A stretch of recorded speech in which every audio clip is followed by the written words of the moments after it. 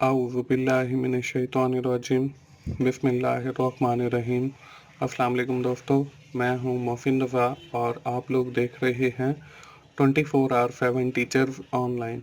दोस्तों, business finance की हमारी क्लास चल रही है और आज उस सीरीज़ का हमारा छठा लेक्चर है। दोस्तों, मुझे पूरी उम्मीद है कि जो एक्सरसाइज मैंने आप लोगों को लेक्चर नंबर 5 में दी थी वो आप लोगों ने कर ली होगी।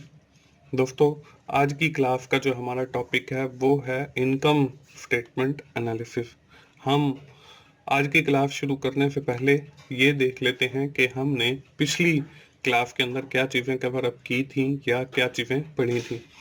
दोस्तों, पिछली क्लास के अंदर हम लोगों ने अपनी एक फाइनेंशियल स्टेटमेंट बैलेंस शीट के हवाले से पढ़ा था और साथ ही फर्म का बैलेंस शीट मॉडल देखा था, जिसके ज़रिए मैंने आपको बताया था कि नेट वर्किंग कैपिटल क्या होता है। उसके साथ ही हमने एक एग्जाम्पल के ज़रिए बैलेंस शीट को बनाया भी था और साथ ही हमने बैलेंस शीट का एनालिसिस भी किया था और देखा था कि कैसे एक फर्म की लिक्विडिटी जो है इन्वेस्टर के डिसीजन पे या फाइनेंशियल मैनेजर के डिसीजन पे असरअंदाज होती है। उसके साथ ही हम लोगों ने कॉस्ट और वैल्यू के कॉन्सेप्ट को भी देखा था और बैलेंस शीट को एनालिसिस किया था ताकि हम इन्वेस्टमेंट डिसीजन कर सकें। दोस्तों, आज की क्लास में हम अपनी दूसरी एक फाइनेंशियल स्टेटमेंट इनकम स्टेटमेंट के हवाले से बात करेंगे। फिर हम इनकम स्टेटमेंट मॉडल भी देखेंगे और साथ ही हम इनकम स्टेटमेंट जैसे हमने बैलेंस शीट एक बनाई थी वैसे ही हम एक फॉर्मेट देखेंगे इनकम स्टेटमेंट का भी। उसके साथ ही हम ये भी देखेंगे कि कैसे हम फाइनेंशियल स्टेटमेंट को, इस इनकम स्टेटमेंट को कैसे एनालाइज करते हैं और कौन से ऐसे पॉइंट्स हैं जिनको देखना बहुत ज़रूरी होता है। तो चलिए दोस्तों, हम लोग अपनी आज की क्लास शुरू करते हैं और सबसे पहले ये देखते हैं कि बेसिकली इनकम स्टेटमेंट होती क्या है। दोस्तों, जैसे हमने बैलेंस शीट को देखा तो बैलेंस शीट हमें ये बताती थी फाइनेंशियल पोजीशन। इसी तरह income statement tells us the profitability of the company at the given time period. कि इनकम स्टेटमेंट हमें ये बताती है कि हमारी कंपनी की प्रॉफिटेबिलिटी क्या है, कि आइदर कि कंपनी जो है वो मुनाफे में जा रही है या कंपनी नुकसान में जा रही है। An income statement or profit and loss account is one of the financial statement of the company and shows the company's revenue and expenses during a particular time period।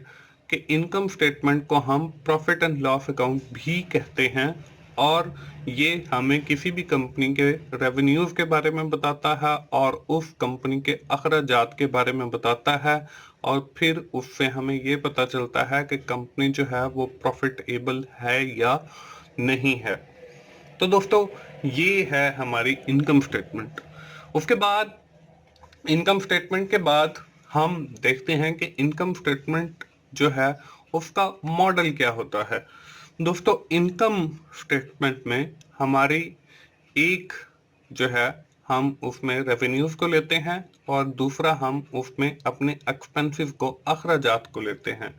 And when we have detect the expenses from our companies revenue then we have get the profit, जिसको फिर हम आगे अपनी या तो retain earning के लिए इस्तेमाल करते हैं या फिर डिविडेंड देने के लिए इस्तेमाल करते हैं। तो ये है इनकम स्टेटमेंट। दोस्तों, अब इसमें हमारे पास देखें revenue minus expenses is equal to net income. और नेट इनकम का मैंने आपको बताया कि हम या तो उसको रिटेन अर्निंग के लिए इस्तेमाल करेंगे कि कंपनी में दोबारा री इन्वेस्ट कर देंगे, या फिर उस कंपनी के जो ये हमारे शेयर होल्डर हैं उनके दरमियान उस अमाउंट में से डिविडेंड पे करेंगे। दोस्तों, इसके बाद बारी आती है इनकम स्टेटमेंट को बनाने की, कि इनकम स्टेटमेंट में हम बनाते कैसे हैं। इसमें सबसे पहले आपको टोटल रेवेन्यूज दिया गया है 2500 का। उसमें आपको कास्ट ऑफ गुड सोल्ड दी गई है कि आपने जो रेवेन्यू जनरेट किया है उसकी जो कॉस्ट है वो 1200 है। उसके बाद आपको कुछ सेलिंग एक्सपेंसेस और एडमिन एक्सपेंसेस के हवाले से 250 रुपीज़ दिए गए हैं। डेप्रिसिएशन 150 की दी गई है। अदर इनकम जो है वो 250 की है। इंटरेस्ट एक्सपेंसेस जो हैं 150 के हैं और टोटल जो टैक्सेस हैं आपके वो 100 रुपीज़ के हैं। दोस्तों, अगली स्लाइड के ऊपर वो सारी की सारी ट्रांजैक्शंस भी आपको नजर आ रही हैं और अब हम with the help of these transaction we have to prepare the income statement of that company. हम उसकी इनकम स्टेटमेंट बनाएंगे। दोस्तों, जब भी हम इनकम स्टेटमेंट बनाते हैं तो हम सबसे पहले ऊपर रेवेन्यूज लिखते हैं उस कंपनी के। जैसे यहाँ पे आपको एक टेबल नजर आ रहा है और उसमें टॉप के ऊपर आपको टोटल रेवेन्यू लिखा हुआ नजर आ रहा है जो हमारे पास 2500 है। उसके बाद हम कास्ट ऑफ गुड सोल्ड लेंगे, जैसे मैंने आपको बताया सीजीएस लेंगे। उस रेवेन्यू के अगेंस्ट जो आपको कॉस्ट बियर करनी पड़ी है वो 1200 है। वो हम रेवेन्यू में से माइनस करेंगे क्योंकि हम ऊपर एक फॉर्मूला पढ़ के आए हैं कि जब हमने नेट प्रॉफिट कैलकुलेट करना हो तो हम रेवेन्यू में से अपने सारे अखराजात को माइनस करते हैं। तो लेफ्ट हमने कास्ट ऑफ गुड सोल्ड किया। उसके बाद हमारे सेलिंग और एडमिन एक्सपेंसिव हैं, उनको भी हम लेस करेंगे 250 से। उसके बाद हमारे पास डेप्रिसिएशन है, ये भी हमारा एक एक्सपेंस है और ये हमारे पास 150 है, इसको भी हम उसमें से माइनस करेंगे। तो हमारे पास टोटल जो ऑपरेटिंग इनकम है वो 900 आ जाएगी, क्योंकि जब हम 2500 में से 1200 माइनस करेंगे, फिर 250 माइनस करेंगे और फिर 150 करेंगे। उसके बाद हमारे पास अदर इनकम है कि कंपनी के पास कुछ फंड्स जो हैं वो एक्स्ट्रा थे, उन्होंने उसको कहीं और पर इन्वेस्ट कर दिया। अब कंपनी को वहां से भी इनकम हुई है, तो जब इनकम होगी वो हम अपनी इनकम के अंदर ऐड करेंगे। तो यहाँ पे देखें ऐड अदर इनकम, वो 250 लिखा हुआ नजर आ रहा है। उसके बाद हमारे जो अर्निंग बिफोर टैक्स आ जाएंगे वो 900 प्लस 250, तो वो 1150 आ जाएगा। इसमें से हम अपने इंटरेस्ट और टैक्सेस माइनस करेंगे। तो हमने लेस किया इंटरेस्ट एक्सपेंसिव के, कंपनी ने जो लोन लिया था उसके ऊपर 150 पे किया है, वो हम माइनस करेंगे। और कंपनी का जो टैक्स है एनुअल वो 100 है, वो भी हम इसमें से माइनस करेंगे। तो बाकी हमारे पास 900 जो है वो टोटल आपकी नेट इनकम आ जाएगी। यहाँ पे टोटल एसेट्स लिखा हुआ है, यहाँ पे टोटल एसेट्स नहीं बल्कि net income of the company है। अब इस 900 को कंपनी जो है वो या तो रिटेन अर्निंग के अंदर इस्तेमाल करेगी या फिर अपना जो डिविडेंड है जो उसके शेयर होल्डर हैं उनके दरमियान वो डिविडेंड पे कर देगी। तो इस तरीके से हम किसी भी कंपनी की इनकम स्टेटमेंट बनाते हैं। दोस्तों, जब हमने इनकम स्टेटमेंट बना ली तो अब हम ये देख लेते हैं कि हमने इस इनकम स्टेटमेंट को एनालाइज कैसे करना है।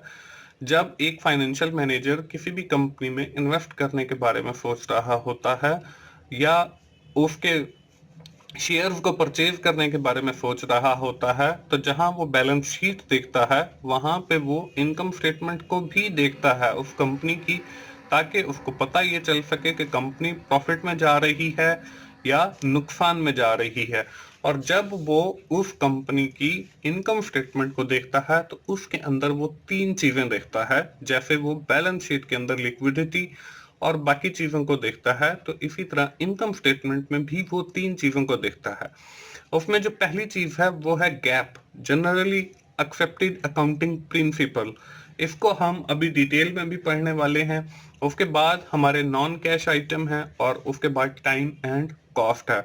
अब बारी बारी ये पॉइंट लेकर मैं आप लोगों के साथ विद इन डिटेल शेयर करता हूं कि ये इनको कैसे देखा जाता है।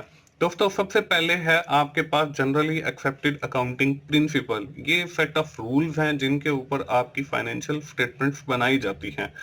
और जब भी कोई इन्वेस्टर या फाइनेंशियल मैनेजर किसी भी फाइनेंशियल स्टेटमेंट में इनकम स्टेटमेंट को एनालाइज करेगा तो वो इस चीज को देखेगा कि आपकी जो इनकम स्टेटमेंट है वो इन असूलों के मुताबिक बनाई गई है या नहीं बनाई गई है।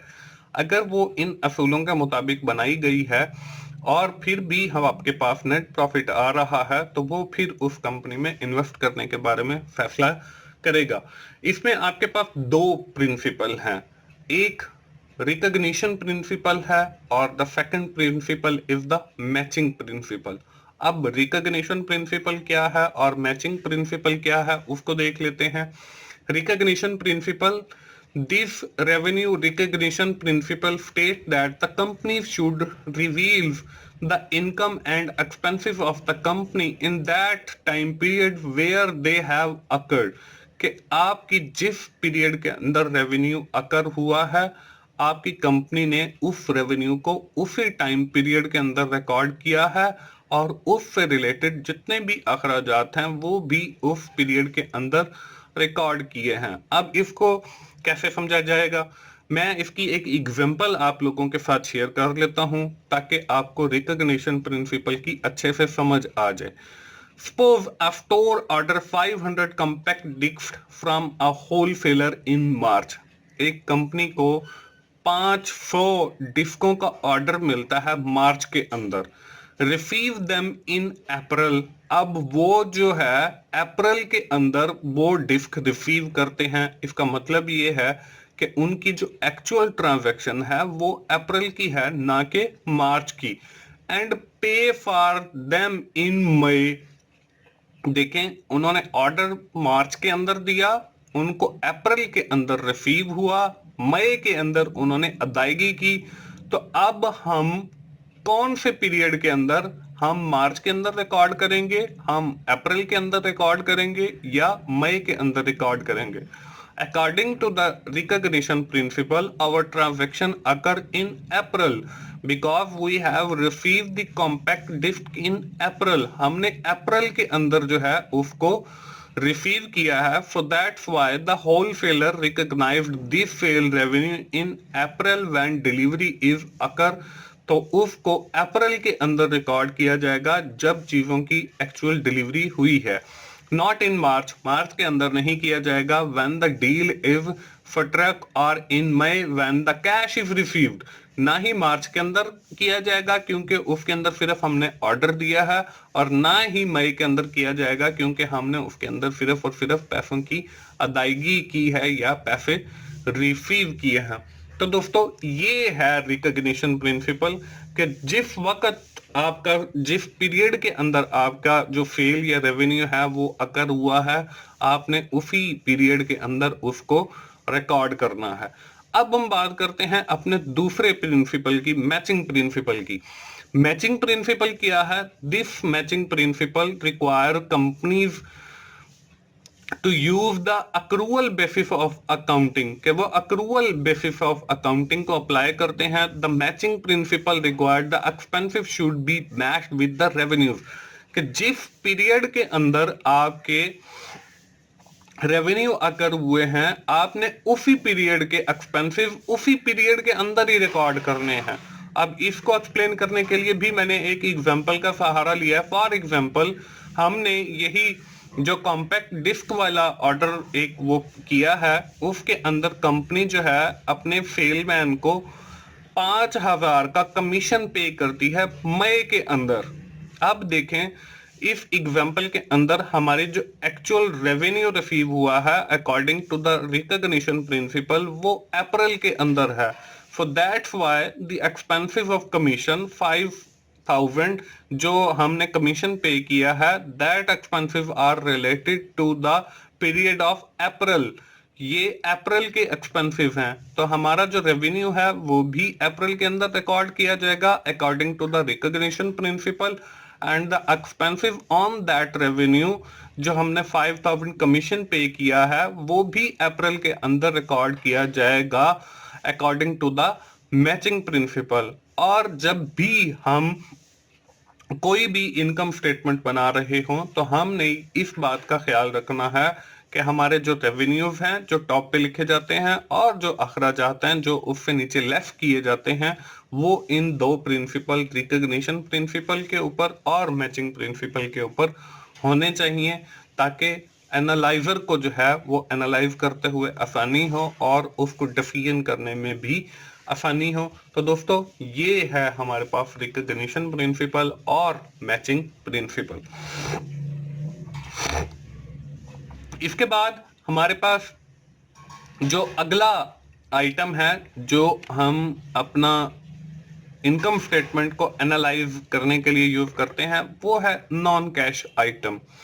कि कंपनी में कुछ आइटम ऐसे होते हैं जो नॉन कैश आइटम होते हैं। अब इसमें होता क्या, the primary reason that accounting income differ from cash flow in the income statement contain non cash item. अब नॉन कैश आइटम में क्या होता है, होता ये है कि या तो हमने कैश रिसीव किया होता है या कैश पे किया होता है, लेकिन उसको हम ना तो कैश इन फ्लो में शो कर रहे होते हैं और ना ही अपने कैश आउट फ्लो के अंदर शो कर रहे होते हैं। अब जब कोई भी बंदा आपकी कंपनी में इन्वेस्ट करने के बारे में सोचेगा या आपका जो फाइनेंशियल मैनेजर है वो डिसीजन लेगा, तो वो इन नॉन कैश आइटम्स को भी देखेगा कि वो कितने हैं और उनके दरमियान जो फर्क है वो कितना है। फॉर एग्जाम्पल, हमारे जो नॉर्मली नॉन कैश आइटम आपके कंसीडर किए जाते हैं वो डेप्रिसिएशन की जाती है और टैक्सेस किए जाते हैं। अब देखें, कंपनी के अंदर कंपनी ने इनकम स्टेटमेंट के अंदर आपकी जो डेप्रिसिएशन है वो तो माइनस वहां पे कर दी है, लेकिन उसको कैश फ्लो स्टेटमेंट के अंदर आपको कैश आउटफ्लो उसका शो नहीं हुआ। मतलब ये, ना तो हमने उन पैसों की अदायगी किसी को की है और ना ही हमने उसके अगेंस्ट कोई बैंक से अदायगी की है, ना ही हमने उसके अगेंस्ट कोई चेक दिया है। तो सेम इसी तरह आपका टैक्सेस में भी होता है। तो जब भी कोई फाइनेंशियल मैनेजर डिसीजन करेगा तो वो इन नॉन कैश आइटम्स को जरूर देखेगा ताकि उसको ये पता चल सके कि उसका जो नेट प्रॉफिट है वो एक्चुअल कितना है। क्योंकि उसमें हम जो है, हमारा रेवेन्यू फॉर एग्जांपल 100 है, उसमें से हमने 20 की जो है वो डेप्रिसिएशन माइनस कर दी है। अब नेट प्रॉफिट जो है हमारा वो 80 रह गया, लेकिन अब उसमें एक नॉन कैश आइटम जो 20 का हमने डेप्रिसिएशन चार्ज किया है, हमने उसकी तो अदायगी की नहीं है, तो इट मींस कि our actual net profit is 100। तो जब भी कोई डिसीजन किया जाएगा, फाइनेंशियल मैनेजर लेगा किसी भी कंपनी के हवाले से, तो वो उन नॉन कैश आइटम्स को भी जरूर देखेगा। इसके बाद अगली जो चीज हमारे पास आती है वो है प्रोडक्ट कॉस्ट या पीरियड कॉस्ट। ये हमारा टाइम एंड कॉस्ट के हवाले से एक कॉन्सेप्ट है, क्योंकि जब भी हम कोई चीज बनाते हैं तो उसमें हमारी एक फिक्स्ड कॉस्ट होती है, एक वेरिएबल कॉस्ट होती है। फिक्स्ड जो फिक्स्ड रहती है और वेरिएबल जो तब्दील होती रहती है। लेकिन यहाँ पे इनकम स्टेटमेंट के अंदर हम उन दोनों को एक प्रोडक्ट कॉस्ट लेते हैं और एक पीरियड कॉस्ट लेते हैं।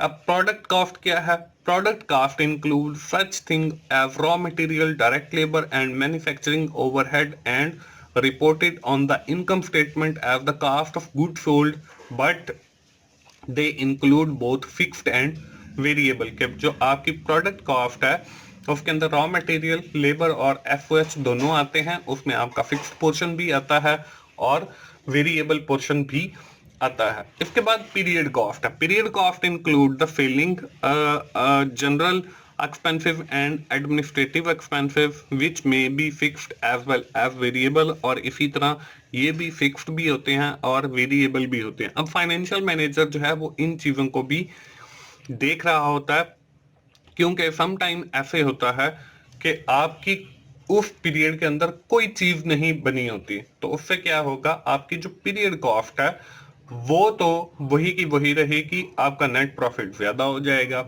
लेकिन जब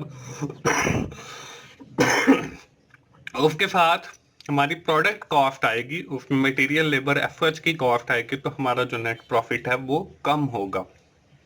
तो इस चीज को भी देखा जाता है when we are analysing the income statement. तो दोस्तों ये थी हमारी आज की क्लास कि हम इनकम स्टेटमेंट कैसे बनाते हैं, उसको कैसे एनालाइज करते हैं और उसका फॉर्मेट क्या है। आज की क्लास खत्म करने से पहले आप लोग जल्दी से अपनी नोटबुक ओपन कर लीजिए, क्योंकि मैं अभी आप लोगों के साथ एक एक्सरसाइज भी शेयर करने लगा हूं जो आप लोगों ने खुद से करनी है, और अगली आइंदा आने वाली क्लास से पहले आपने मुझे बताना भी है कि आप ये एक्सरसाइज सॉल्व कर चुके हैं। दोस्तों, अगर ये जो एक्सरसाइजेज मैं दे रहा हूं आप लोगों को, अगर आप ये साथ साथ करते हैं तो आप इंशाल्लाह बिजनेस फाइनेंस का जो सब्जेक्ट है उसको बड़ी आसानी के साथ सीख सकते हैं और उस पर अच्छी कमांड हासिल कर सकते हैं। इसमें एग्जांपल दी गई है, एबीसी फर्म है, टोटल रेवेन्यू 3500 का है, कास्ट ऑफ गुड सोल्ड 2200 की है, सेलिंग एंड एडमिन एक्सपेंसिव 350 के हैं, डेप्रिसिएशन 250 की है, अदर इनकम जो है वो 450 की है, इंटरेस्ट एक्सपेंसिव जो है वो 250 के हैं, और टैक्स जो है वो आपका 150 का है। आपने करना क्या है, you are required to prepare the income statement of that company. आपने उस कंपनी की इनकम स्टेटमेंट बनानी है and also calculate the total amount of non cash item, और आपके जो नॉन कैश आइटम है आपने उनका टोटल बताना है। ये दो रिक्वायरमेंट हैं इस एक्सरसाइज की। दोस्तों, आज की क्लास हम यहीं पे अपनी वाइंड अप करेंगे और जल्दी से समराइज कर लेते हैं कि आज की क्लास के अंदर हमने किया क्या है। आज की क्लास के अंदर हमने अपनी बात शुरू की है इनकम स्टेटमेंट के हवाले से। उससे रिलेटेड मैंने आपको एक मॉडल दिखाया और साथ ही मैंने ये बताया कि हम कैसे इनकम स्टेटमेंट को एनालाइज करते हैं और कैसे इनकम स्टेटमेंट को बनाते हैं, और आखिर में एक एक्सरसाइज भी दी जो आप लोगों ने खुद से सॉल्व करनी है। दोस्तों, ये थी हमारी आज की बिजनेस फाइनेंस की क्लास। मुझे उम्मीद है आप लोगों को मेरी वीडियोस अच्छी लग रही होंगी। दोस्तों, अगर आपको मेरी वीडियोस अच्छी लग रही हैं तो आप उन्हें लाइक कीजिए, अपने दोस्तों के साथ शेयर कीजिए और कमेंट्स की सूरत में अपना फीडबैक दीजिए, ताकि मैं और अच्छी वीडियोस आपके लिए इसी तरह बनाता रहूं। और मेरा चैनल 24/7 टीचर्स ऑनलाइन सब्सक्राइब कीजिए, ताकि मेरा हर आने वाला लेक्चर या हर आने वाली वीडियो आप लोगों तक पहुंच सके और आप उससे सीख सकें। दोस्तों, मिलते हैं अगली बिजनेस फाइनेंस की क्लास में। उस वक्त तक के लिए मोहसिन भाई को इजाजत दीजिए। थैंक यू वेरी मच दोस्तों, अल्लाह हाफिज।